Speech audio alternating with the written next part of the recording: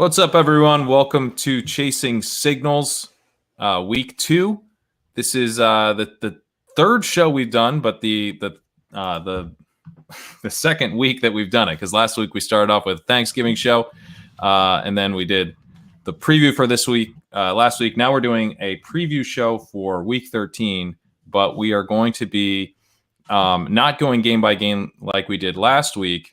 We are going to be kind of just highlighting some of the key things that jumped out to us as Ben did Chasing Signals and as I did Stat Chasing. So, Ben, my intrepid co-host, Ben Gretch, how you doing, buddy?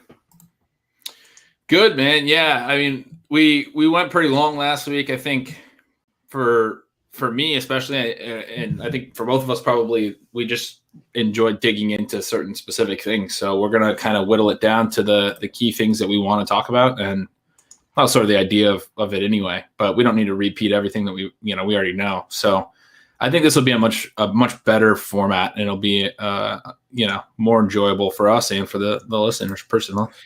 Yeah, because I think hit on some really good stuff last week. Like, not to toot our own horn, but we were pretty high on Tyreek Hill. Like, we had some other nice calls, and just trying to get that a little bit more streamlined right into the bloodstream, right into the veins, as opposed to going team by team. So yeah, I think we found some interesting stuff this week. You wanna start with the sad news? Do you want to pour one out for our buddy Will Fuller, who oh man, yeah. Will Fuller's done for the year. Not how we thought he might be, but by a surprise PED suspension. It I think he's sort of smartly taking the suspension because he's a free agent and doesn't want to have that hang over 2021. But obviously, it's pretty brutal for his fantasy owners. Yeah, we just started this last week, like you said, and it feels like it was like 7 years ago that we started this, because I was so optimistic. It was like, this is going to be a blast to get to do this show every week, and we've gone 1 week and we've had this Will Fuller thing. We've had several other just injuries and COVID cases. We've had a bunch of reschedulings. I feel so disoriented right now on like where we're at in this NFL season. No Thursday night last night, just so many things going on. But Will Fuller is one of the biggest ones, and it's almost like we haven't maybe haven't fully understood the impact of it yet, because there's been just so many changes to sort of everything in the football landscape right now. But this is a huge bummer. I mean it is for me, at least. I have him in a lot of leagues, and he's out now. I do think it's really interesting when we're having these conversations about what's going to happen next. I think the key point is just thinking of depth of target. Like, Fuller is a downfield guy. Cooks has gotten downfield targets as well, but he's also seen a lot of targets in the shallow area, run a lot of crossers. Fuller has not seen as many in the shallow area. And then you have these guys, like a lot of the replies I got on Twitter when I was first sort of speculating about what might happen related to like Jordan Akins. I think Kiki Cutie's, drawn a lot of attention, but they're both shallow area players. Obviously, the running backs are going to be in the shallower area of the field. Duke Johnson right now, and when David Johnson comes back as well, I don't really like. Obviously, when a guy goes out, target rates should be bumped for everyone else in the offense. But there are certain scenarios when a dude plays a certain role and sees targets at a certain depth, that it impacts, the vacated targets are specific to what they need to do offensively. They're not going to, like, I think there are scenarios, and probably more likely scenarios, where Watson's ADOT creeps down a little bit now. He's not pushing it down the field as much because he doesn't have Will Fuller anymore. But at the same time, he's like, the offense still needs a guy running downfield and getting targets down the field. And Cooks can be that to a degree, but he's not going to be the only one. And I don't think they're going to just completely change Cook's role where he's not running underneath anymore either. So it's really interesting to me that all these shallow area guys are now suddenly, being propped up when the vacated targets are deep. The offense needs something deep still, right? Yeah, I mean, it's like with I guess you could compare it to the Lions offense a little bit, where you're going to have, you've got like Marvin Hall kind of in this deep threat type of role, but he's not nearly as good as Kenny Golladay. So it hurts the offense to not have Kenny Golladay out there. Now, TJ Hawkinson has had some decent games of Kenny Golladay. I think overall, though, TJ Hawkinson probably benefits from playing with Kenny Golladay because it opens up the offense. I don't know. It's tough. Like you see in Atlanta, right, when Julio Jones is out, that can often be, or Calvin Ridley's out, that can often be good for Hayden Hurst because he has one less person to compete with for targets, and he's just not going to outcompete those guys on most plays. But if you are in a situation with Houston, I think to some degree it comes down to how Brandon Cooks is deployed and how effective that is. And if Brandon Cooks is able to still draw defensive attention and allow the intermediate areas of the field to be pretty open, then that's a best case scenario for guys like Akins and QT. But if Cooks is kind of still a little bit, like you said, like he's used more on those crossers and stuff, he's not just like the pure deep threat guy, then maybe Cooks kind of ends up just seeing a ton of targets, and it's not all that good for Akins and QT, and guys like Isaiah Coulter or Steven Mitchell end up seeing some of these deep throws, kind of like a Jalen Guyton type of role where you're getting only a few targets, but you're just running clear out routes most of the game. Right. And if there is somebody in that role, and that's sort of my expectation, that somebody that we are not really aware of who that is right now, whether that's, Coulter or the Steven Mitchell guy. I'm not sure they're aware of who it is right now. Right. And I'm pretty sure you just made up that name, Steven Mitchell. It's in our notes here. I don't know who that is, but if it's one of those guys that kind of comes out of nowhere, they're not going to get the same target rate as Fuller.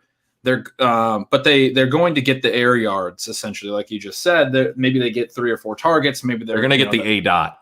Yeah, exactly. The A dot. It'd be, John Hightower was doing this with the Eagles for a few weeks, where his air yards were always consistent. They weren't even necessarily catching them. They're just stretching the defense and showing that they can throw down the field to try to pull the safeties back a little bit. But if they do that, Fuller is not a double-digit target guy. Maybe, I don't know what he was averaging. Maybe it's like 7 or 8 on average. Like, he certainly had some games where he only had like 5 targets. Maybe it's over 8. I don't know. But say that guy gets 3 to 4 targets is all, which is what we're kind of saying. So now there's like maybe 4 to 5 vacated in the shallower areas of the field. And that is like there's ranges, and that is like a decent amount. But it, like, from a projection standpoint, it probably means one more target than you were projecting for Akins, one more target than you're projecting for QT, one more for Cooks. And it could be 3 for Cooks. It could be a thing where one of those guys ends up getting a lot of volume, and it's not that simple, but is what I'm trying to say. But also the chance of like less first downs, less plays. Right. There's that. Absolutely. Yeah. And so I think we just get caught up in like, Will Fuller's gone. Now everything's going to be great. I don't know. And especially with Akins, because they started using Kahale wearing last week a little bit for the first time. But they've always liked him. He's never been healthy. And they use Fells a little bit. And Akins certainly has been running the most routes when we dig into the sort of the stealing signals and stat chasing type stuff that we talk about. He's running the most routes, and he was right out of the gate before he got hurt in the first few weeks, running a ton of routes per drop back. Then he got hurt. He hasn't been back at that range. Like, he was 80%, 83%, 79% to start the year. Last week he was 57%. That's the highest he's been in 4 games since coming back. 56%. Which is not a high number. That's not where we want tight ends. We want them in the 60s is still a little bit of a danger zone. So 57 is not good. Right. So you have Waring running 10% of routes per dropback. That's not a ton, but it's cutting into Akins. Fells is running some. I assume Fells will tick up. Pharaoh Brown is running some. Pharaoh Brown's up there on 27. Yeah. And I assume Fells Akins will tick back up with Fuller out, because you're vacating a ton of routes at that point. But I don't understand this idea that, like, because Akins, the point is, like, Akins is not a clear tight end 1 or like number 1 tight end. He's not like a guy who is the tight end on his team. There is a little bit of rotation. He's not even the guy that operates at the depth where Will Fuller operates. I don't see this like Akins optimism. I don't. I don't know. It could be him. Like there is available targets, but I think people think it's going to be him to way higher of a degree than is possible or likely. The other thing is that Aikens' target per route run is only 16.4%, which is not very good. And so I guess one reason for optimism would be that he's now going to run more routes as like he's kind of a pass catching option, and they're going to make sure that he gets used. I'm not even sure that's true, because my guess would be that they use like a rotation of Coulter and Steven Mitchell on the outside. Maybe QT gets used a little bit more on the outside, and then do some double tight end stuff, or maybe QT's on the bench for the double tight end stuff. Doesn't really matter, but I don't know that the double tight end stuff is really going to happen at that high of a rate. And even if it does, it's not like Aikens has this awesome pass catching profile where it's like we've just been waiting to see him get more time. Like if Gerald Everett or Tyler Higbee, who have both earned targets at a high rate when they've run routes, were suddenly getting more playing time, I'd be excited. If TJ Hawkinson started running routes up in the 80s, I'd be really excited instead of in the 60s where he typically is. But with Aikens, one, I'm a little skeptical he is going to be in the 60s this week instead of in the 50s like it was last week. And two, even if he is, those extra routes might lead to like, one more target at most. Right. So I think, and I would say the other thing is, if we're thinking about this from a DFS perspective, he looks pretty chalky. And so that sort of breaks the tie, right? It's like I could see Aikens paying off this week, but if everyone else is going to assume that he will, then I think he's a pretty easy guy to fade. Yeah, I mean, I'm seeing ownership projections where he's up there as the highest, projected to the highest projected ownership at tight end or alongside Waller, which is shocking to me. I mean, I understand his price is still low, and it's nice to have a reasonable, cheap tight end option that you can tell yourself is a reasonable option. But the ownership does make him an easy fade. There's a lot of ways he can fail. Yeah, I mean, I would compare it to, there was 2 times early in the season where we had, it's happened more than twice, but early in the season, the 2 that come to mind are we had Adam Troutman for a week, and we had Trey Burton, I think, the following week. And both those guys opened up because of tight end targets vacating. And one of them we didn't really know anything about and was a big bust. Trey Burton, I think, was actually somewhat decent cheap tight end chalk. I think he scored 2 touchdowns on it was fluky. 3 targets. I think he ran a touchdown and caught a touchdown on 3 targets. Yeah. It was very frustrating. And that was the one I felt good about. Yeah. so these situations can be pretty tough. I would just be careful with Jordan Akins this week. Yeah. Let's talk about Keenan Allen and Austin Eckler. I think I don't have as many thoughts on this, but you and I were talking a little bit off air prior to last night's ship chasing show. And Eckler, you could argue, is stealing work from Keenan Allen. We're talking about, guys where they're running routes. Keenan Allen does do a lot of work in kind of the intermediate area of the field to the shallow area of the field. Eckler is a running back, obviously, in the shallow area of the field and just soaking up targets. Are you concerned at all about Eckler? I think, 16 targets? I mean, that could certainly hurt Keenan Allen's volume, hypothetically, but are you worried? Yeah, I mean, this is one where I'm not. Like, last week felt like a down week for Allen from a volume perspective, but yet he got 10 targets. Certainly from an efficiency perspective, every time I saw them throw towards him last week, it seemed like Buffalo was giving, he was closely guarded. Buffalo was giving him a lot of attention. He saw little Tre'Davious White. He was, I think a focal point of a what was a good Sean McDermott defensive game plan. And Buffalo's sharp. Like they're a well-coached team. They weren't going to just let him, have a 16-catch game like the Jets did the week before. But he still got 10 targets. I almost see that as a positive thing. Herbert was still throwing to him. He caught a 2-point conversion as well. Herbert was forcing balls towards him. He only catches 4 of those 10, which we would expect him to be way more efficient than that most weeks. He's typically been very efficient because he operates in the shallower area of the field and because he's very good. He had a 4.0 yards per target. If you break it down, 40 yards on 10 targets. those are not things that are going to happen every week. So I think a lot of it last week was more efficiency related for him. Yeah, and then like there is reason when you look at it from a team volume perspective to be concerned. Like they threw 52 times. So 10 targets is not as impressive when they throw 52 times, but I don't think Austin Eckler is going to get 16 targets. I mean, I don't even know that he'll be in double digits every week. Like certainly he has really strong target equity as a running back, but I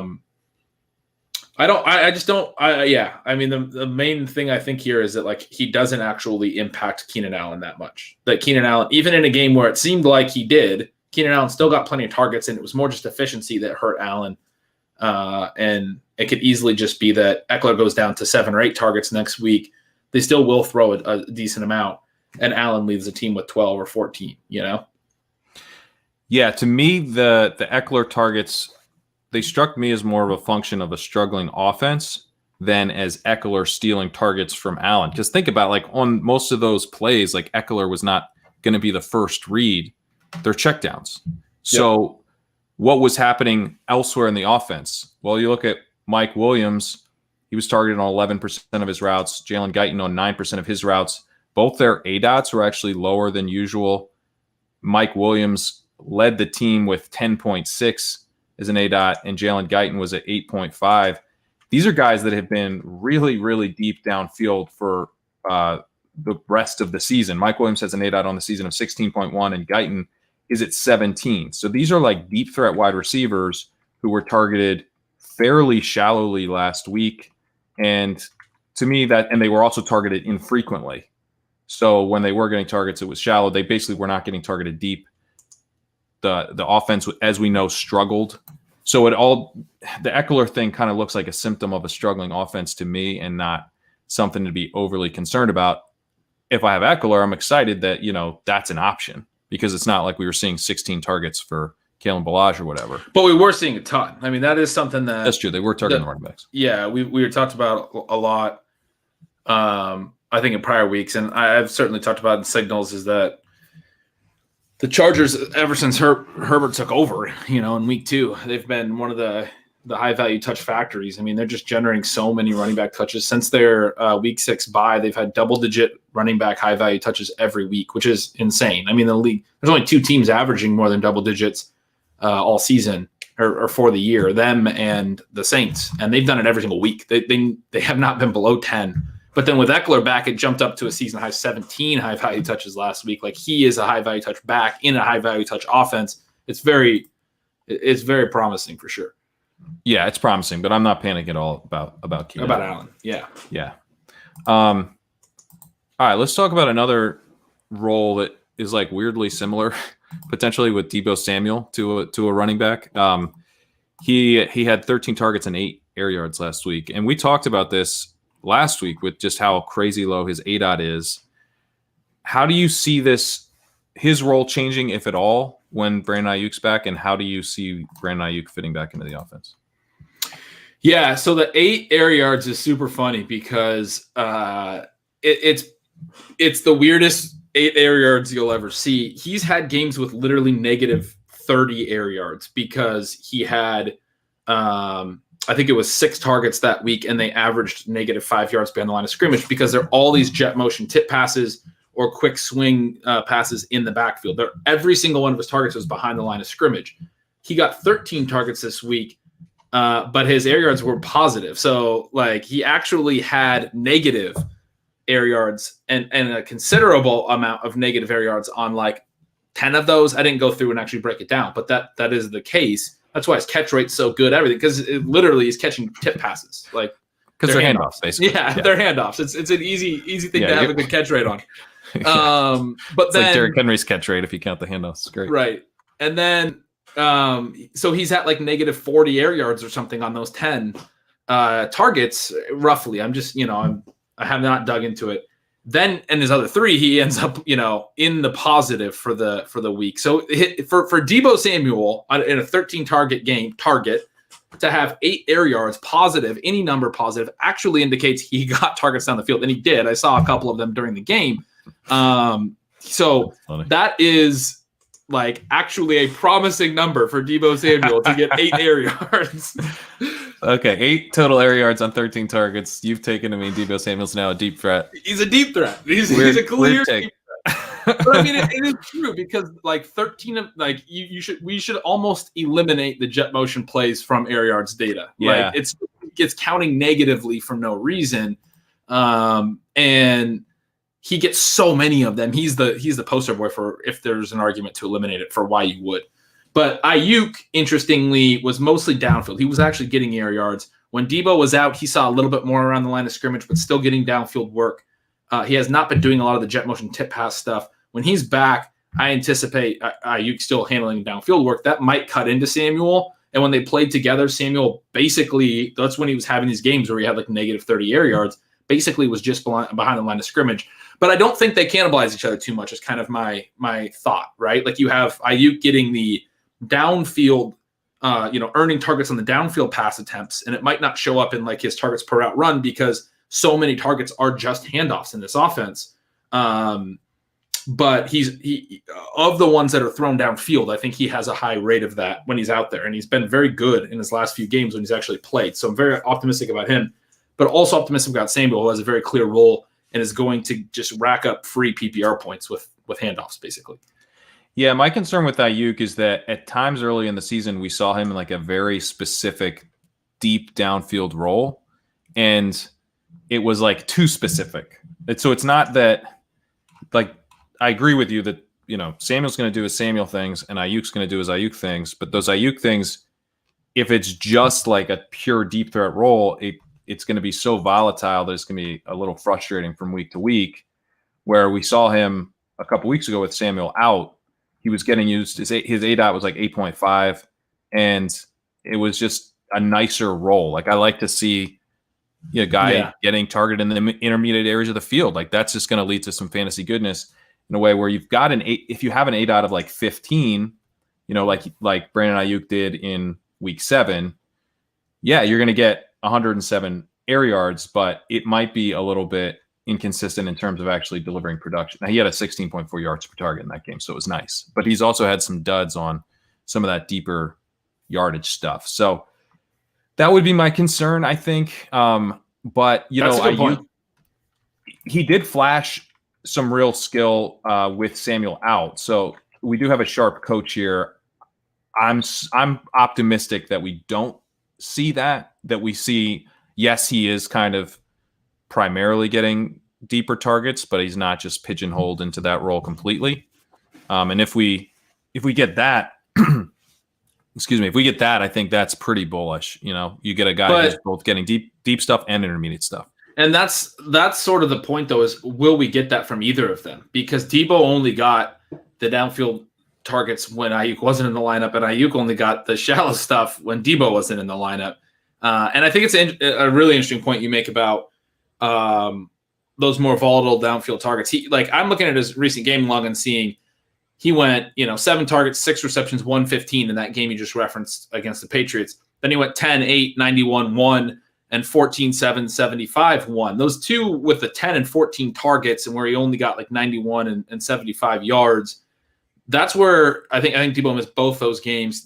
He was seeing a little bit more shallow work, and particularly, I think it's the New Orleans game, he caught his touchdown on a swing route that was very clearly a Deebo Samuel route. But that goes to Deebo this week. Yeah, right.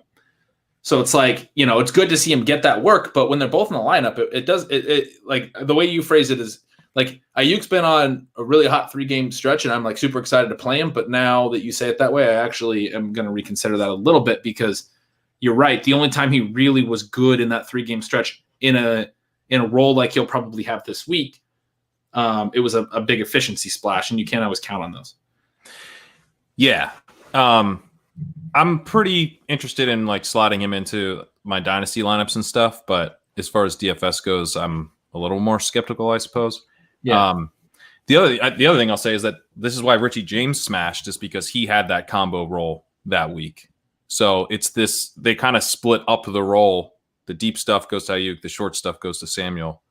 And to the extent that like one of them can get a mix of it, then that wide receiver could be super valuable. But yeah, could be tough this week if it's back to that really distinct split. All right, let's talk the Rams. You have a note here on Akers taking over the backfield potentially. All 5 fourth quarter rush attempts after his 61-yard run. He had a 61-yard run in the final play of the third quarter, and then he got all 5 of the Rams rush attempts in the fourth quarter after that. And Darrell Henderson had like a 10 for 19 week. Like, he wasn't good.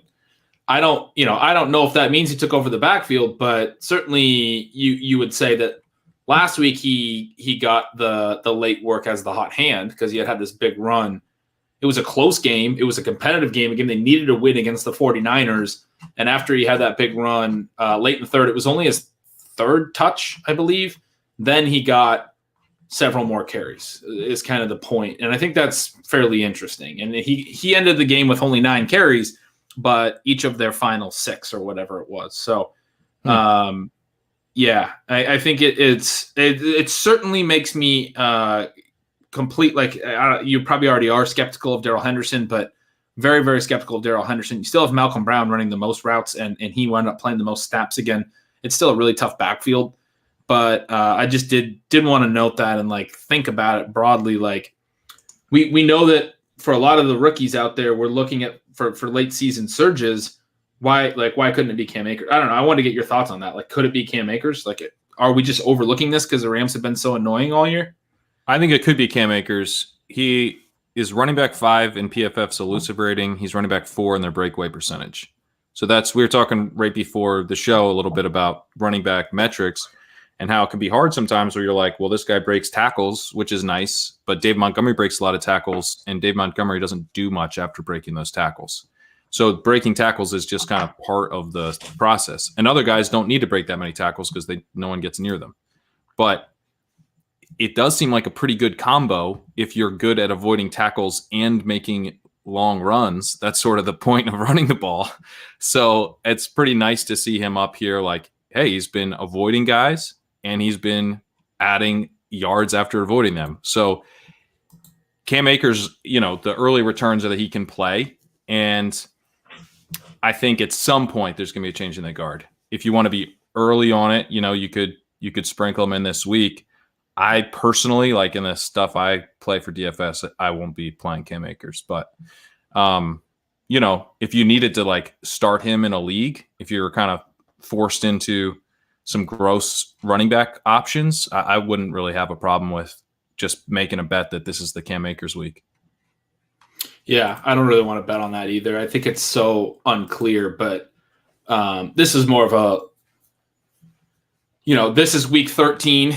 And if we saw something like that in week 13, he could wind up being a pretty huge, seasonal fantasy playoff asset. So, I mean, if you're in a shallow enough league or something where he's available, and I don't know how many of the listeners that, of our stuff are in those types of leagues, but if you are, he seems like a reasonable stash right now. I'm in a league where Darrell Henderson got cut and I didn't pick him up. I would rather have Akers right now. He's the one with the forward momentum. Yeah, Akers the one with the forward momentum. And I think, as far as dynasty goes, like I'm in some leagues where the trade deadline still has not passed, passes on Sunday. And so, last minute offers for Akers, I think are advisable. So that might be the actionable takeaway. Let's go to another rookie here, Jalen Reagor. Ben, can you talk me off the ledge here? Well, yeah, I want to hear your case first because this is one that you brought up. Or actually, we both I brought this one up. I don't know. We were always talking so much during the week. But yeah, I was like, this is bad. Like, this is not good. What we saw last week. And none of the numbers are going to be good. They shouldn't be. They need a number one, and he's not really filling that role. He did get that end zone shot where I got really excited, and he just hadn't really created a whole lot of separation. I don't think Wentz like dramatically overthrew him. I don't think it was a ball Reagor could have got to, but Wentz would have had to have been really precise because Reagor just sort of didn't win on that one-on-one route, and he's not drawing enough other targets. And then from a usage standpoint, really just bad trends from the team level. They wanted to get Alshon Jeffrey more involved. There wasn't really a clear reason why they would do that, but they did that. They did.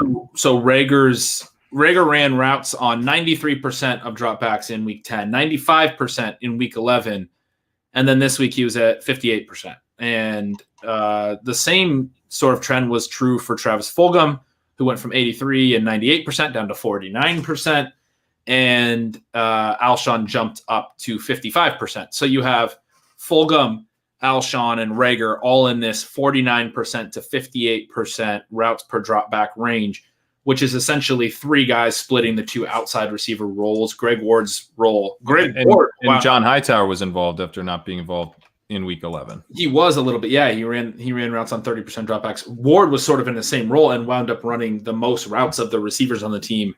Goddard ran more than anyone.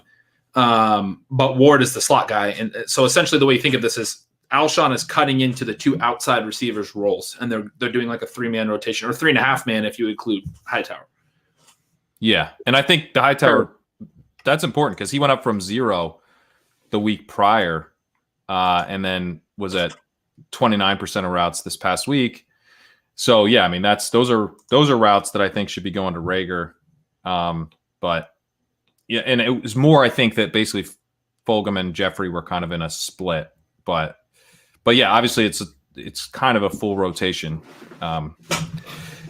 The outlook for Reagor, I mean, I think that the route running is the biggest red flag to me of everything, because that's a sign that they're like, we don't know about this guy, right?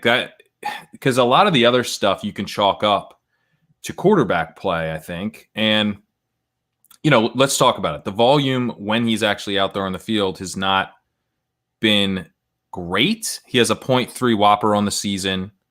If you look at yards per route run, he has a 1.12, which is pretty bad. It's not god awful, but it's close. And then you look at like yards per target, he's at 6.7, which is a bad yards per target. But we know yards per target is not a sticky thing that we want to pay attention to. So I like the stat that you came up with, weighted targets per route run, which basically takes out the yards per target component of yards per route run and adds in air yards. So we're looking at targets and air yards per route run. If you look at that over the course of the season, he's actually looking pretty solid. He's not looking like a star necessarily, but he's kind of in a good range where, you could certainly be looking at a nice second-year breakout for him. And if you look at his weighted targets per route run last week, it's actually really strong. Now it's 1 week sample.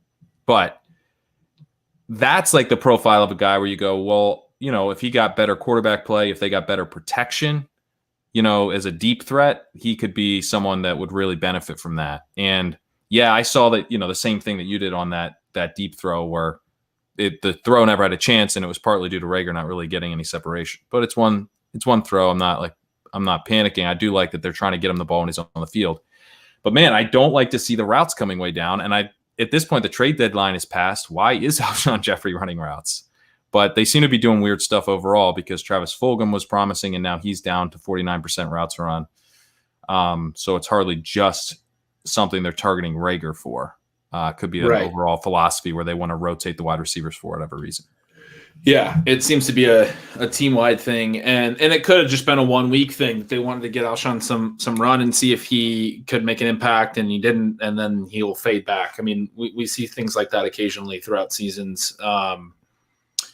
I think they're kind of grasping at straws in Philadelphia a little bit, and they should That's what Worm 369 thinks. Yeah, well, they should be. I mean, they've been so bad, but I think at this point, I've had some leagues that are shallower leagues that I had to make some tough decisions on start sits and cuts and things like that, where there's guys I can't rely on this week. I have a lot of buys. I have some bucks and things, and I've cut Reagor in some seasonal formats, and I think that it's probably not going to be there's probably not going to be a point in 2020 where you feel comfortable starting him unless his routes jump back up and he's really good next week out of the blue. But right now, it's not looking like 2020 is going to be his year. It isn't. He does have, the potential to get right this week against Green Bay.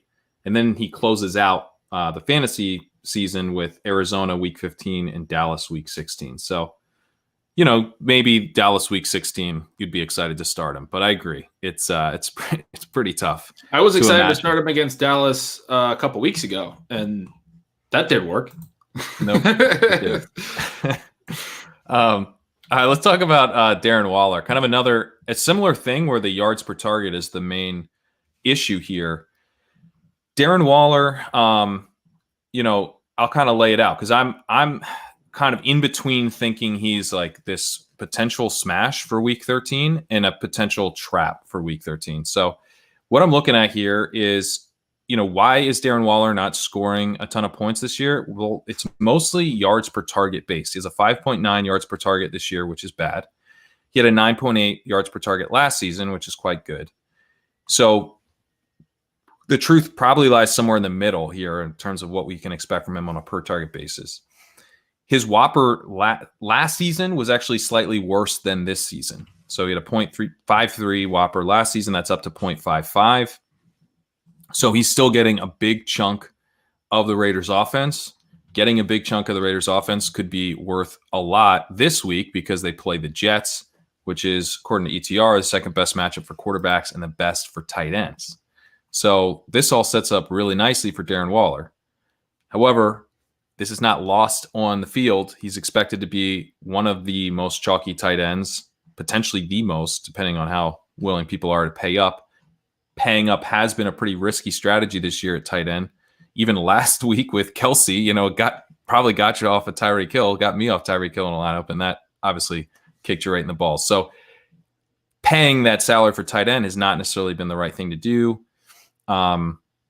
So for DFS purposes, it's pretty scary. Obviously, if you have Waller and season long, you're starting him. But I also wonder, from a dynasty perspective, I actually have a guy trying to sell me Waller right now, and I'm like, well, if this is the spot where he gets right, maybe it's not the worst time to buy Waller in Dynasty League. So where are you at on Waller's matchup this week and going forward?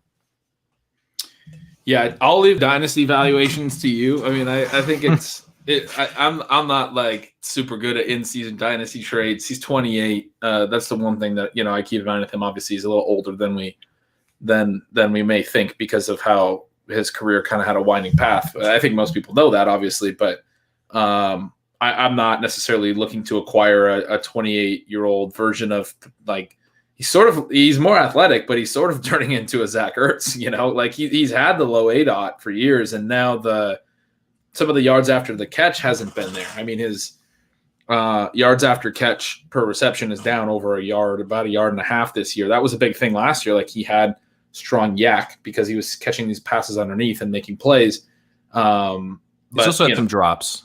There's a couple big plays left on the field that would right, and his I don't have his ADOT right in front of me, but I was just pulling this up on Pro Football Reference because I was interested in his yak. His yards, they have yards before catch, which is basically ADOT only on receptions. His yards before catch has also it's actually been a bigger drop off this year than his yards after catch. So he's been catching a lot shallower, per reception. 6.2 this year. His ADOT. His ADOT, which is pretty shallow. But not that bad. The average for a tight end is it's 7.4, 7.6 over a 3-year sample as of last offseason or the year before. So this is 2016 to 2018 or something like that when I was figuring it out for projections. The last time I think of 8, basically 7 to 8 is kind of that's normal. Average for a tight end. So that's interesting because Pro Football Reference has his yards before catch per reception. The catches, the passes he's actually catching at 3.6, which means he's not catching passes. He's actually seeing some deeper targets than what he's catching. He has, just from watching it, I know at least of one play where he should have had a long touchdown that he dropped. So I think that has been the case this year. He's still clearly their guy, and Nelson Aguilar, potentially going to be out. I think you have to be pretty optimistic about Waller this week. The only concern would be if the Jets play with them. If they don't, and at that point, I would expect the Raiders to just go run heavy. Yeah, the Raiders are certainly going to want to be run heavy if they can, but they don't have Josh Jacobs in this game. So I don't know. Are they going to lean on Devontae Booker the same way they would Josh Jacobs? I guess they might, but the Jets, we know, like, for whatever reason, and I'm pretty sure it's because Adam Gase is not very good, they want teams to pass on them. They're kind of a pass funnel. And we've seen this now, with Patrick Mahomes just absolutely lit them up. We've seen who was the other team that just lit them up recently. Something we're used to seeing with the Jets, just kind of giving up a ton of points through the air. But we talked about this last week too. They get credit for having a good run D. It's one of the stats this year that there's a little bit of the primacy effect, which is what we saw for the first couple of months. What we saw first, we tend to formulate our opinion on, and then not always adjust our opinion. I referenced last week that I was messing around over at Sharp Football, and they are still top 10 for the season in success rate against the run. But if you look at the last 6 weeks, or at least again going into last week, they were 28th in success rate against the run. So they had a massive shift over the last it's like one of the biggest gaps when you go to the Sharp Football trending performance thing that you can look at, where you can look at the full season alongside a specific subset of weeks. It's a lot of them don't change. A lot of the full season numbers and the recent numbers are very similar. For the Jets' run defense success rate specifically, and I'm pulling it up now. Let's do weeks 8 to 12 versus full season. They are 7th full season still. They're 25th in weeks 8 to 12. So they've been worse lately. They are a bottom half run defense over the last the second half of the season that we've seen so far. They're very good to start the year. So I do think for a team like the Raiders, who likes to run when they're ahead, to the question of whether they'll commit to Booker, they committed to DeAndre Washington last year, same head coach, same situation. Josh Jacobs was out, and they committed to Washington pretty heavily. And Booker has looked like that clear DeAndre Washington early down backup. Richard is more of a passing down guy, and Richard's hurt anyway. Is he back this week, or he's? I'm not sure if he's back. Yeah, he's been out for a couple weeks. I assume. Someone I would have seen something on that at this point, but I haven't checked on it. But Booker, to my read on this, will be used the same way. Essentially, he's a big back. He's 200 and something pounds. He's not good, but they like to run the ball. I don't think he's terrible though. Yeah, he's not terrible. He was actually a pretty decent prospect, and he has size, and they have the significant line advantage. Another establish the run great tool over there, Brandon Thorne. I think that the Raiders have a significant advantage, right? I believe they do. What your research is saying to me is that, or the research you're referencing is that the Raiders might just be able to pick how they beat them. Right. Which, if they could pick how they beat them, they're probably going to pick the run. Right. Exactly. And that's pretty interesting. Andrew's pretty skeptical on it. Says Booker about to let everyone down. I think, Andrew, you're probably right that either Booker or Waller is a trap. But I think both probably end up pretty chalky. Although the ownership I'm looking at right now says maybe Booker won't be. There are some other options on DraftKings in the 5K range that I'm actually wondering if Booker will ultimately be. Because it's not like he's min-priced or anything. He's 5.5 on DraftKings. So I wonder how chalky he even ends up being, especially if Gaskin opens up. So be kind of interesting.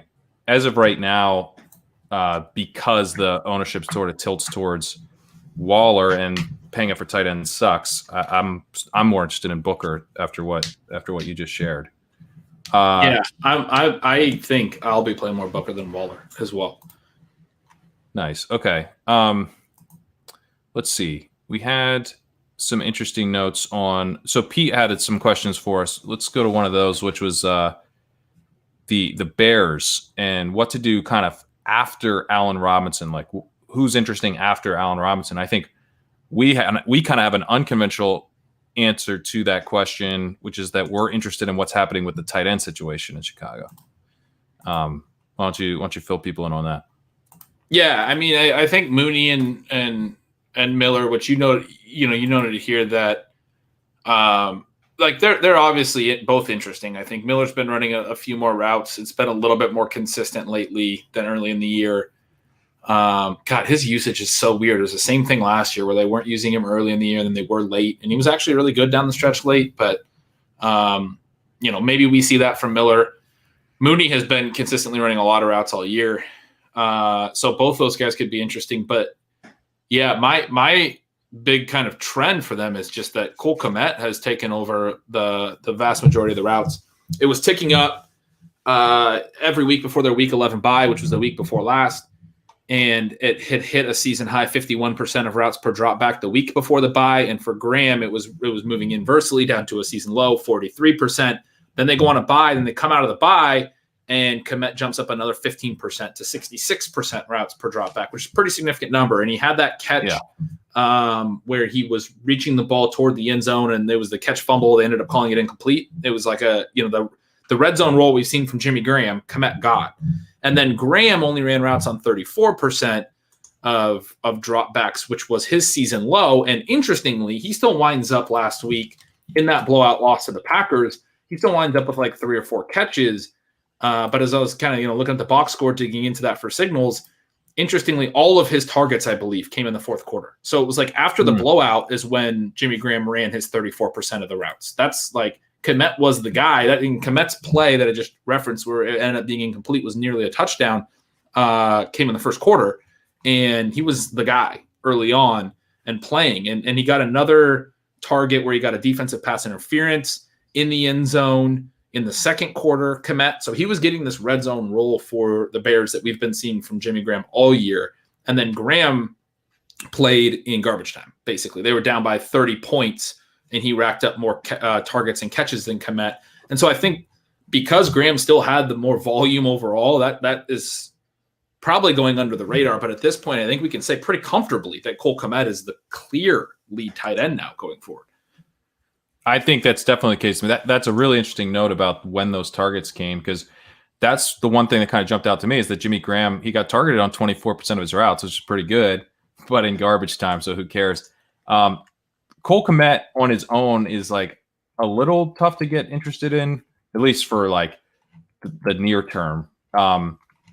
He only got targeted on 9% of his routes last week, and he's only been targeted on 10% of his routes this season, which especially for like a bit role tight end is not great, because sometimes you actually see these guys who have rotational tight end roles. They get targeted at a higher clip because when they're out there, there's like a play designed to get them the ball and stuff. So Cole Kmet's just not really had any of those types of plays or been earning targets at a good rate at all.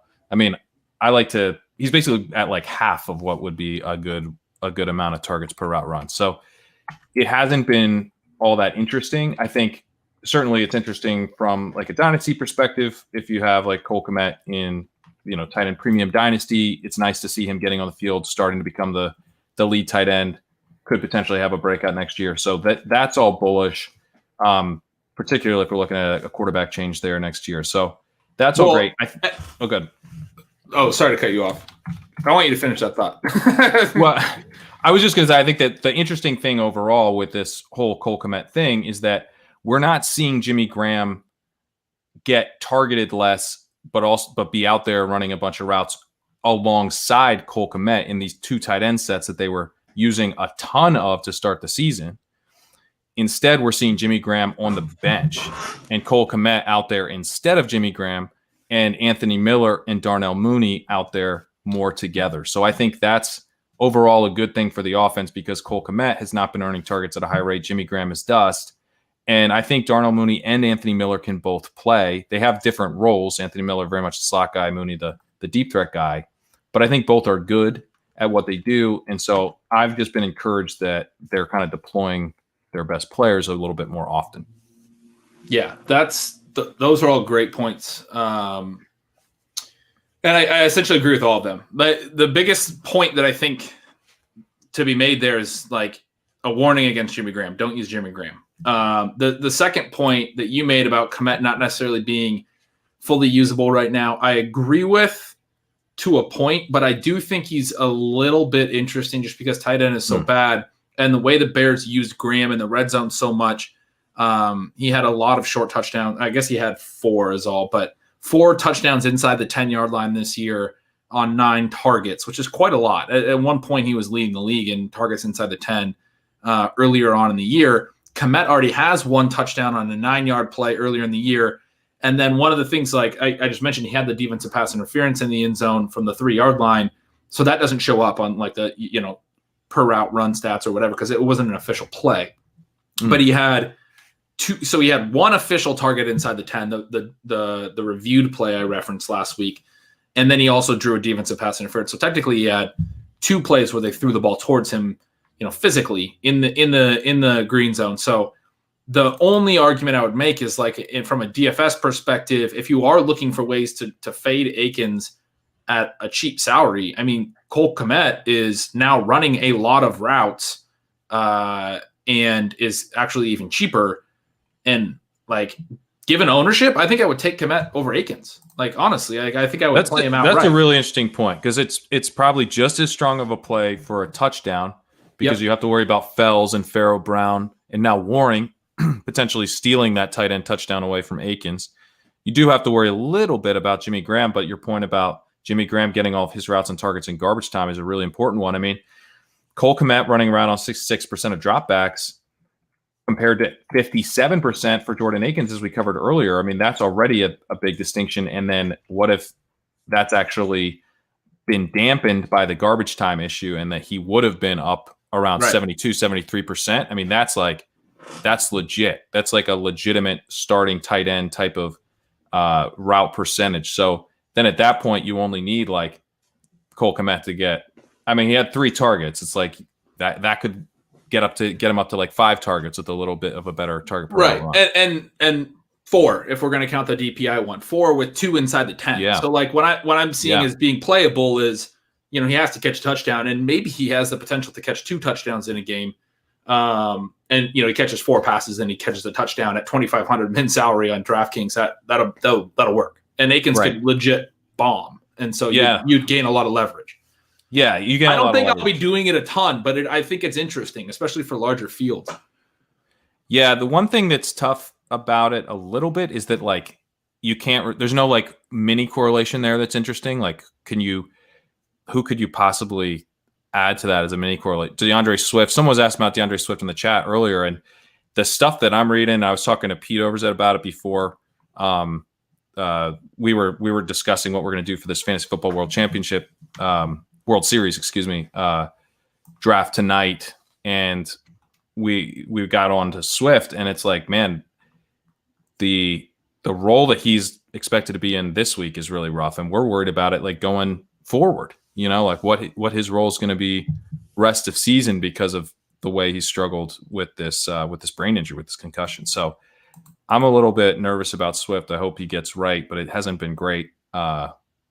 What we've been reading so far this week. Yeah, I was so excited to play him, and I have him in seasonal formats where I could use him. I'm going to try not to play him if I can, unless we get some really positive reports. Yeah, me too. So he's off the table for me as like a little mini correlation, and so the only guy on Detroit that I'm interested in really is Hawkinson. So you're like, am I going to just play? I'm obviously not going to correlate Hawkinson with Kmet. That's silly. So am I just going to play a one-off Kmet? I actually don't think it's maybe the worst thing in the world since he is min-priced. So, but that's the tough thing. But it's another reason why he won't really have any ownership, because no one's going to want to play a solo Cole Kmet. Right. I basically only play him in a scenario where I've built an expensive stack and an expensive team that I really like, and I could really use a 2,500 tight end. Yeah. And then I think it's viable to get you there as opposed to going to the Akins, a little bit more chalky. It's leverage on David Montgomery too. People really like David Montgomery this week. Good point. We can talk about him on as a guy who just had a rushing efficiency boost, and certainly, caught some passes. He's had this role all year and he's not been good in it. And he has one week where he has this nice rushing efficiency that bumps up his total yardage to a season high. It was his first 100-yard rushing game because he had that 60-yard run or whatever it was. And he ends up catching a touchdown that as well. He didn't score on. Yeah, but he can't even score on a breakaway run, and he ends up catching a touchdown. Like, this was the game that anyone who has looked at, the types of things we look at, high value touches, whatever, This is a game that we've been saying like he could have in this role, but he's just not been good, and he's not done it so many times. It's not like anything changed. All that changed was like the little efficiency boosts you need. They all hit at the same time. He had the long run, but like to your point, he's not good, so he didn't score. He caught a touchdown. He had his tied his second most receptions of the year with 5, and he's been running these routes all year. It's not like that was an increase in routes or anything.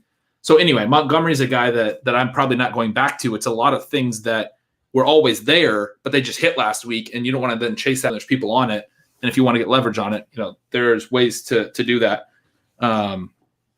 with a guy like Kmet, or even like Mooney or Miller, guys that we talked about. If you want to go to where the Bears could score their points elsewhere, other than Montgomery. Yeah, Mooney's questionable this week. I'm not sure how serious that is, but keep that in mind to look at before you just pop him in.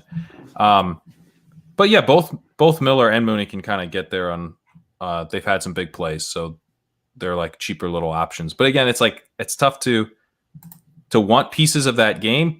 But on the other hand, I like your point about leverage. I think in particular Kmet with the leverage, because he could get that short red zone catch where they really have shown a propensity to target the tight end in that part of the field. So that's pretty interesting. Let's see, Ben, what's going on with Kyler Murray's rushing? Because this is, as I look at the slate, I'm like, Kyler Murray seems pretty low owned, and you can go back potentially to Isabella if you have the stomach for it, because Larry Fitzgerald's going to be out again, most likely. It's not confirmed, but it doesn't look like he's going to play. And, it doesn't seem like people basically want to play anyone on the Arizona side.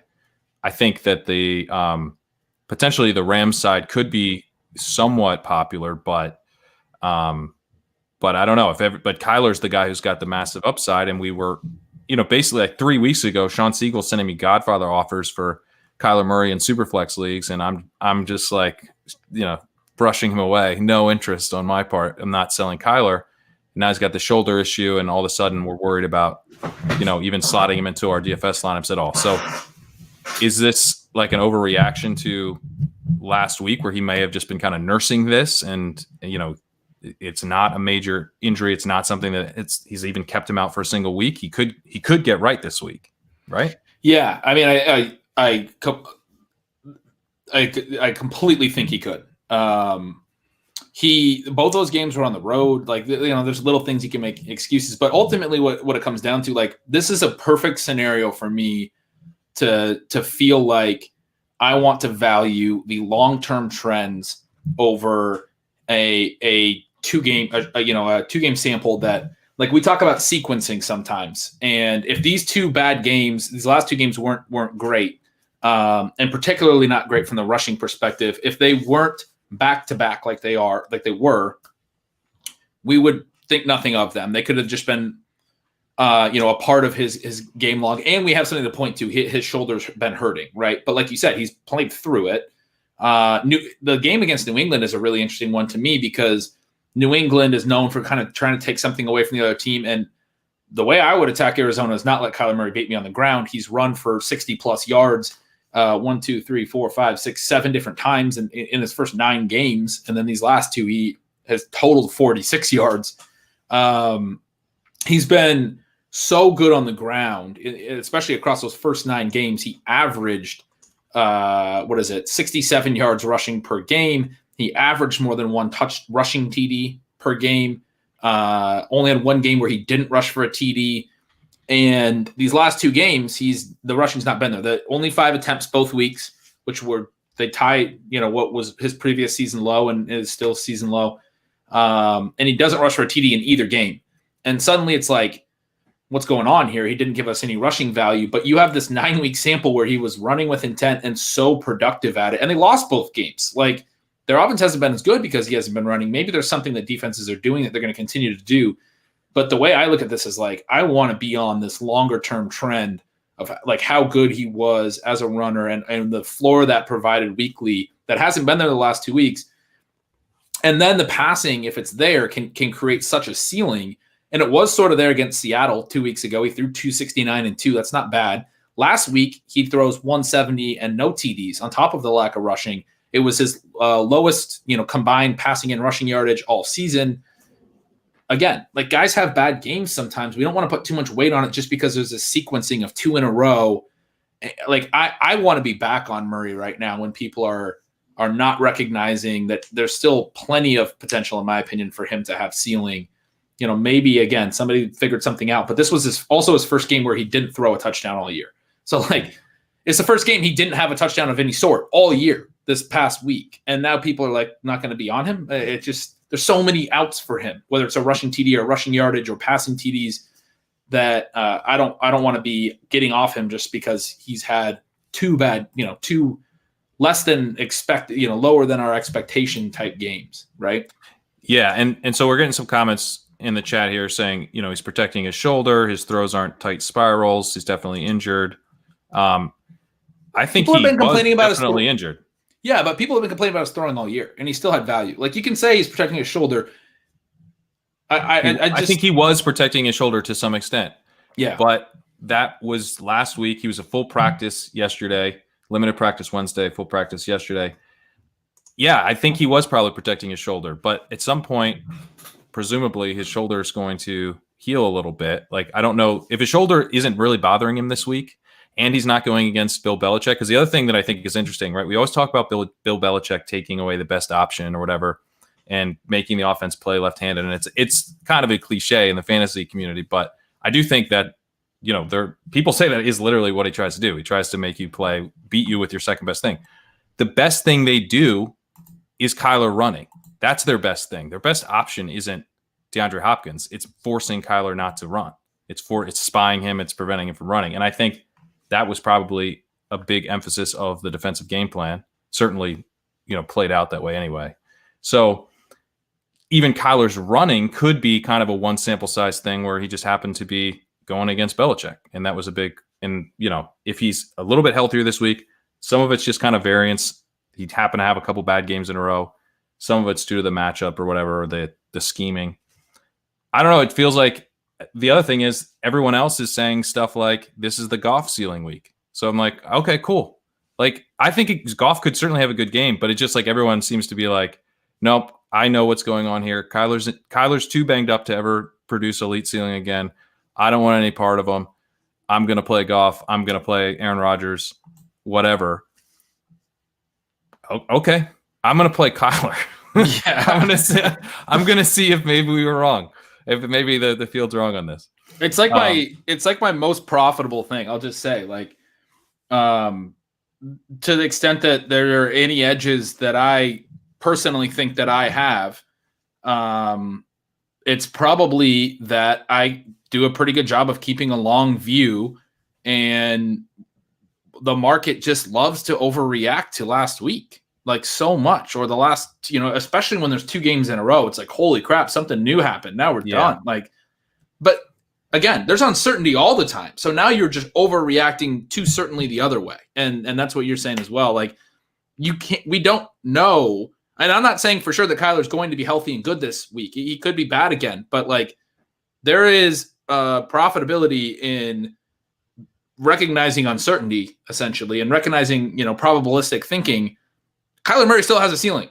He doesn't not have a ceiling anymore because he was whatever. Even if he was banged up and nursing his shoulder, he still has a ceiling. That's been your point. Like, if he's getting healthier, there's so many ways it can hit. Even if he still nurses his shoulder next week, he has a ceiling because he has athleticism. He might still be able to break off long runs. Like, what the hell? Like, he's afraid of getting hit, but his shoulder doesn't prevent him from running. It's not like he has a broken ankle. Like, I mean, he still has a ceiling. He still has a ceiling. He still has a ceiling. The floor is a little bit of a concern, but that's not the point of. I mean, we're talking about GPPs. I think we never explicitly stated that, but that is what we're talking about. All right, let's do a couple more and get out of here. Alvin Kamara. This is a guy I'm worried about his ceiling now, Ben. It's a little bit nerve-wracking to try to, especially in DFS where he's super expensive and everything. So the one thing we were talking about last night, though, is like, we all decided correctly that we shouldn't take anything from this Denver game. Like, who cares? Like, that game almost should be like stricken from the record books. It adds no value to like know what happened in that contest, I think.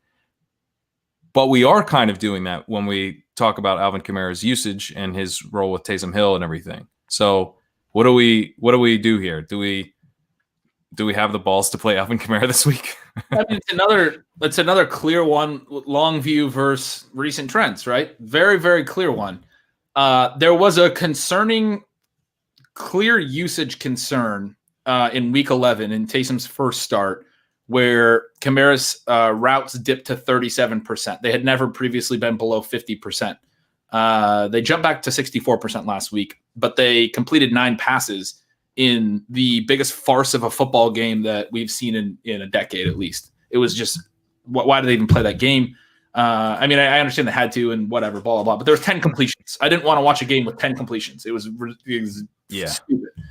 Anyway, he catches one of those 9 completions, which is whatever, is decent enough. They're playing Atlanta this week. They're going to throw more. They threw more when they played Atlanta a couple weeks ago. I don't think that they're going to throw the ball a ton. I think Taysom Hill is like the quintessential fit for what we see with rushing quarterbacks who don't throw to their running backs a lot because they can scramble. And the reasoning is they don't get through all their reads and they take off and run. And Taysom Hill to me looks like this clear guy who's going first read to Michael Thomas, or he's running the ball, or first read generally. And most of the time it's Michael Thomas. And that's why Michael Thomas has had like a 40% target rate with Taysom Hill. So yeah, like there's not going to be a lot for Alvin Kamara receiving potentially, but the routes did tick back up. And I also just think there's ebbs and flows in seasons. They like Latavius Murray in Taysom Hill packages. They've liked him in Taysom Hill packages to when they've used Taysom Hill when Breeze is healthy, because Hill, has the threat of running on the edge. And so you like this between the tackles pounder. Latavius Murray's got the first carry both the 2 weeks. I do think Latavius Murray is a legitimate threat to Alvin Kamara's rushing share. That's all legitimate with Taysom Hill under center. But the first game was weird where Alvin Kamara didn't play a lot. It's almost like they gave him a rest because they just went with this Taysom Hill, Latavius Murray heavy offense. Last week, his routes came back up. Like I said, they tried to use him more. They just didn't really need to use him. They didn't throw the ball. They didn't need anything in that game against the Broncos. So now you have, a 2-game thing where it's like, oh, Alvin Kamara sucks now. The way I look at that is like, Alvin Kamara is probably not super content in the locker room, or even if he is and is being a sweet, great team player. There's, in my opinion, with guys like that, there's not a lot of scenarios where like they just stop using Alvin Kamara and now they run their offense through Latavius Murray. Like I think they are going to actually make a concerted effort to use Alvin Kamara this week. I think we'll see him get multiple catches in the first quarter because they're setting up plays for him. I think when they get in the red zone, rather than Taysom Hill having his third straight 2 rushing touchdown game, which can happen but isn't probably likely to happen, I think we're more likely to see them give the ball to Alvin Kamara and get him a touchdown just to get him back into the flow of the season. Like, why would you just stop using him for a whole month? It's already been 2 weeks. So I actually think he has a pretty solid chance this week to bounce back. I'm not like super excited about him. It is concerning that they like Murray with Hill a little bit more between the tackles and all those things. Like there's real trends there, but the 2-game lull and how low his floor has been is being overhyped a little bit. And now, like, you look at DFS, like his price has dropped a ton. Like he's not even a top 5 running back in salary. There's certainly arguments to going to him and hoping that he has a big game. Yeah, I mean that's true. I said he was expensive, but he's $7,000 on DraftKings, so he's not. I mean, for Alvin Kamara, he is not expensive. It's interesting too because yes, they do seem to like Latavius Murray in Taysom Hill sets, or Taysom Hill packages, but they also seem to like him in Taysom Hill packages when they're going against Kendall Hinton on the other side. Right. We don't know what they would have done if they were playing even Drew Lock. And one thing that I think, if you need to talk yourself into Alvin Kamara, you kind of want to find a spot to pivot. If Julio Jones is active, then I think that's especially interesting because now you have a better chance of Atlanta being frisky. And that's what I think you want. You want a frisky Atlanta because if they can just pound the ball down Atlanta's throat and get out of there with 17 points or whatever, then they'll be happy to do that with Latavius Murray probably yet again. So I think that Andrew here got me off track with a pretty funny comment. Just read the Falcons are a great matchup for tight end, so fire up Taysom Hill. I think that if this game ends up being more competitive, that's good for Kamara for sure. So that would be something to keep an eye on. All right, let's close out with this one, Ben. The Seattle running back situation.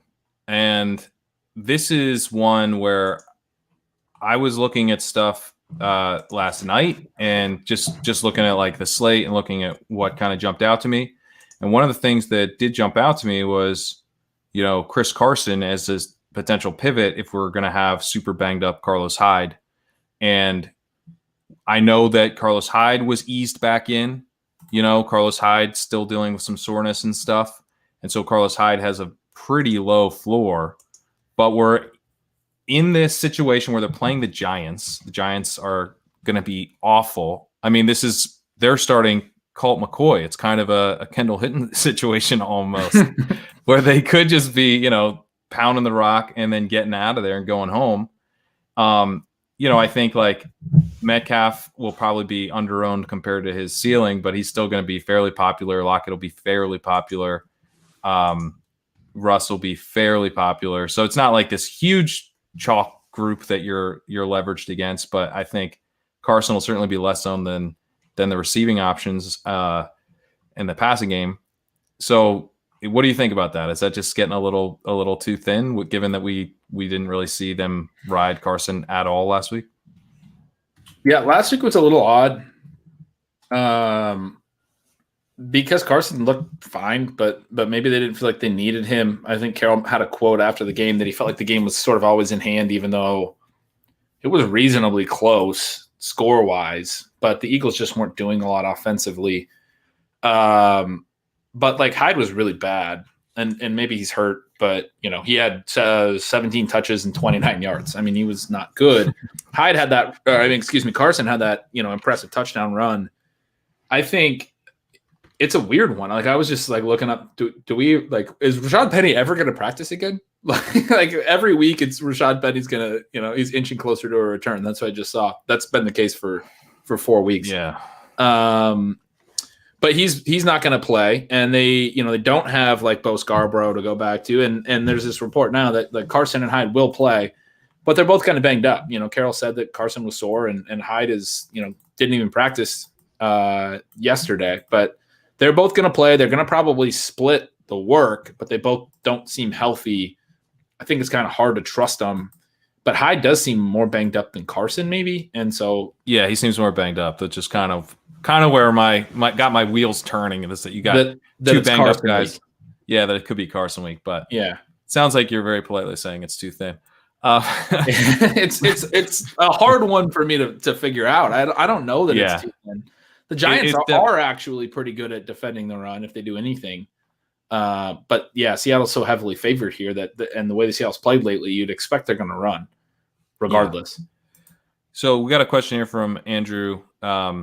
Carroll said Penny is practicing next week no matter what. Does he have a real path to relevancy in the fantasy playoffs? I'll just say that we're in some leagues with Sean Siegel, as we've covered here extensively on chip chasing. He won't let us drop Rashad Penny. We've tried to just drop Rashad Penny like a bunch of times, and he just won't. He's not down to do it. So yes, I think he does have a path.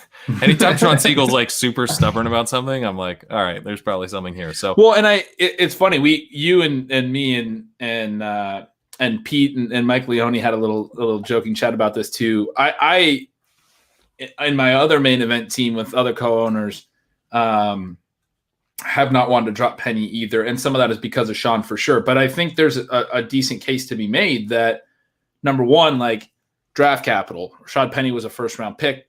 That still matters at this point. I know he's been injured. Number two, he was really coming on for just a couple games, but really coming on before his big injury. We don't know how good he'll look when he comes back. It was a very serious injury, but he was coming on.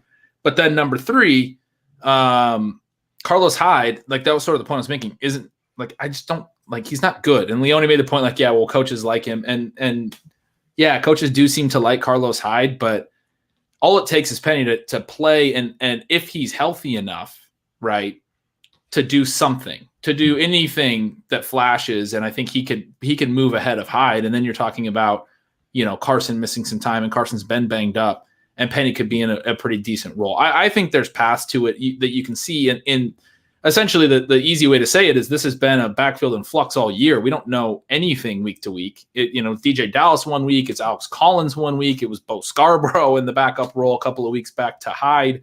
Yeah. I don't feel like if Penny's healthy and playing well, and he was a good prospect, and he, and all those things, I don't feel like there is a clear we can keep him off the field path, because they don't really have anything to count on. I mean, including Carson.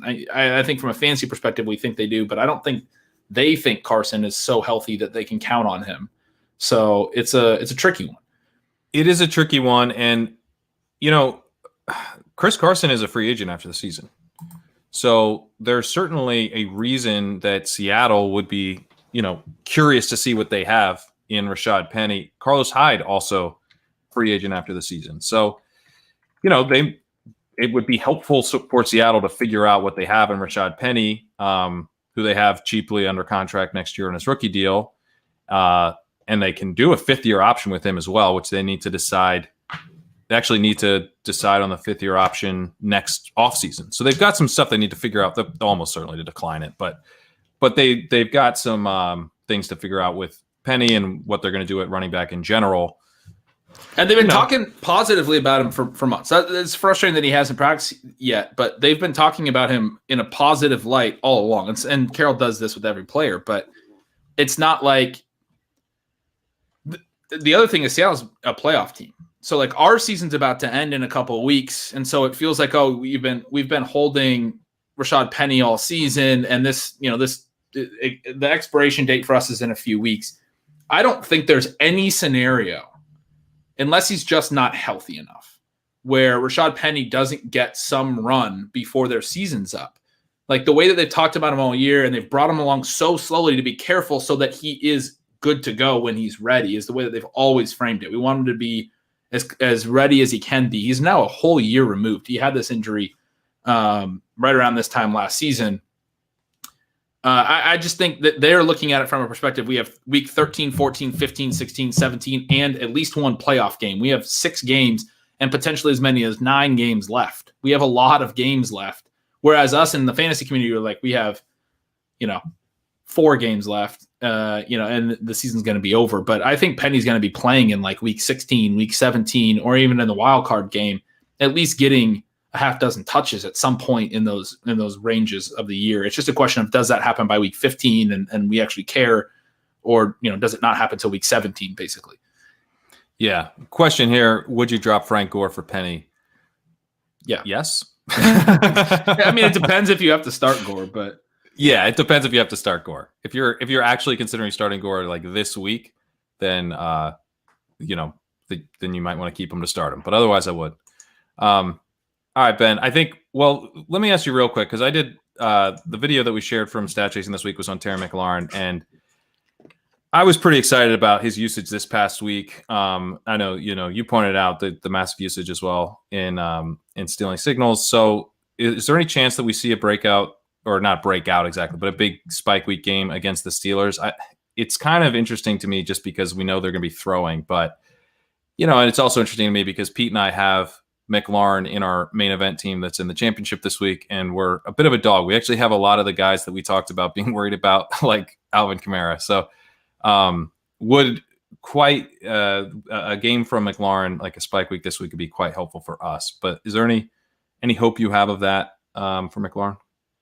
I'm actually, with the McLaurin point, and we've kind of alluded to it, as I've thought about it, I'm more interested in your take on it. But I think my take, he's been very consistently in the same sort of range of 5 to 7 catches, 75 to 115 yards for like 6 straight weeks. And that's sort of what he is and who he is.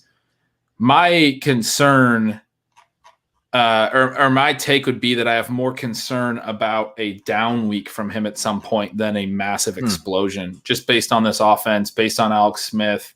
His one big 115 in a TD game recently was in large part thanks to him catching an intermediate target about 15 yards and getting out of some traffic and going to the distance to the house.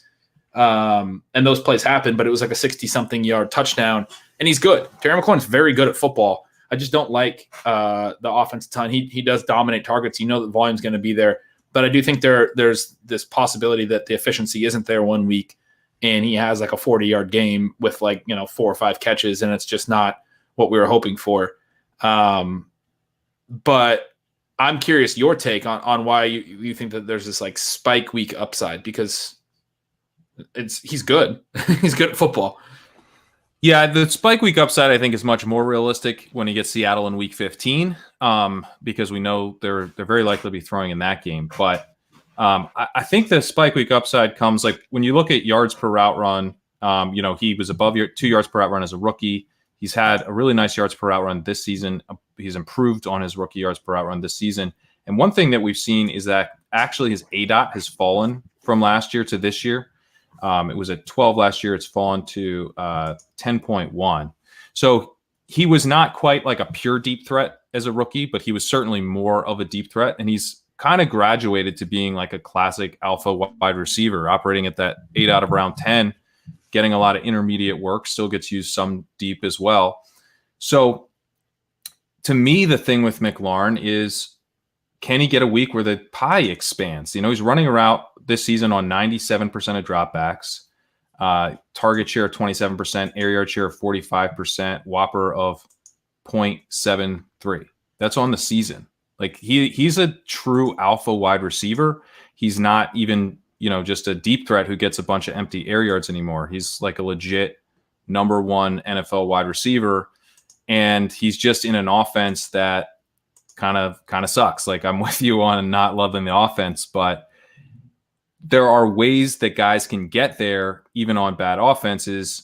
And we see this with like James Robinson at running back, where it's like, well, he had 97% of the snaps. So that's what you need. If you're getting 97% of the snaps at running back, you can still have a massive game, or at least a really strong game, even if you're on a Mike Glennon led offense. And I kind of feel the same way about Terry McLaurin, where the matchup might not matter that much. It's more about like, can he actually get the offensive passing attempts? Can he just get Alex Smith to drop back enough times? And if he does, even though it's Alex Smith and even though the matchup is bad, just bet on the slice of the pie, because his slice of the pie, according to Whopper on the season, is wide receiver 3. He's only behind Michael Thomas, Devontae Adams this year in Whopper. So that's kind of why I'm getting excited. I mean, he's kind of operating as like a Stephon Diggs, as a DeAndre Hopkins. It's pretty exciting. It's just the offense. Yeah, right. Exactly. I think the but there for like a stat like Whopper, you're looking at target share and air yard share, and his air yard share has been massive. But like last week, he had 89 air yards. The next highest in his offense was Logan Thomas at 16, and then Steven Sims and Steven Sims had 7. Like they didn't have any other air yards in their entire offense. They had like fewer than 30 for the rest of their offense. Antonio Gibson was like the wide receiver 2 last week. It's a really good point. The week before he had 101, and the next highest was Logan Thomas at 22. So like a lot of these, he's a guy that I think benefits almost from the way that those particular stats are calculated. I still think he's very good. I just don't know that he's like, it's like on some degrees, I want to look at it from a raw volume perspective with him, because he's dominating the air yard share, but that's because Alex Smith just literally isn't throwing down the field to anyone. And it's almost like the way that he's dominating it, he's still getting some air yards, but the ADOT drop and all that, it caps it for me. It caps his ceiling, because he is getting some of that work. He's forcing Alex Smith to do things he's not comfortable doing, but he's not going to have a 150 air yard game ever again with Alex Smith under center, or at least doesn't feel like he would.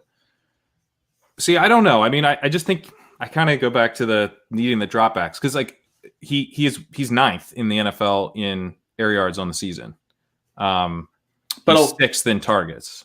His 4 biggest games were in the first 7 games prior to the bye. Prior to Alex Smith in his life. Prior to Alex Smith in his life, he's topped out at 101 since their week 8 bye. But no, I mean, I don't like it's a tough one. That's where I'm kind of, he's a hard guy to talk about, to really articulate, because he's very good and he still has really strong usage, even though it's a bad offense. But that's where I think the more it's not massive concern, but the more concern for a down game comes from, he's not, like you mentioned, his 8-outs dropped. He's not quite seeing as many downfield looks. He's still going to be good at all depths, but there's this possibility that he just has this lower yardage. Like I said, 40 yards on 5 catches. Like he just catches a few short passes. Like we saw from Tyler Boyd this past week with a bad quarterback. Alex Smith's been a lot better than Brandon Allen, but I feel like that kind of game could hit McLaurin, unfortunately, at some point. But that's fair. All right. He's not even on the main slate, so you could have just told me he was going to smash, and I would have felt good. But, I get it. I mean, I hope I'm wrong. I have him in a few places as well. I hope he goes off, but I just don't. My inclination is to, I don't see that. So. All right. Well, this has been a lot of fun. If you're watching the show, please subscribe. We're trying to get up to 1,000 subscribers. It allows us to do some stuff like monetize the channel, also embed videos places and stuff. So do subscribe if you're watching, and I don't think we'll put this on the podcast channel, but if we do, rate and review. And please tune in for the show we're doing tonight. The FFWS Fantasy Football World Series will be tonight. Pete, Ben, all the gang will be doing our lineup reveals for that. We aren't drafting. It's like the FFPC playoff format where you kind of pick your team based on some rules. So it's kind of almost DFS-y. It's kind of a fun, I think this is the most fun version personally. But anyway, we'll be back on at 9:30 tonight to talk through our teams. And then Ben will be on at 3 a.m. Eastern tonight to do chasing kickers. So some additional content. That's my role now. Yeah. The overnight chasing kickers. All right. But we will be back with you here on the channel 9:30 tonight, and then back for stat chasing next Monday, ship chasing again next Wednesday, and back here next Friday again at 4. So thanks for tuning in, guys. And we will see you later tonight.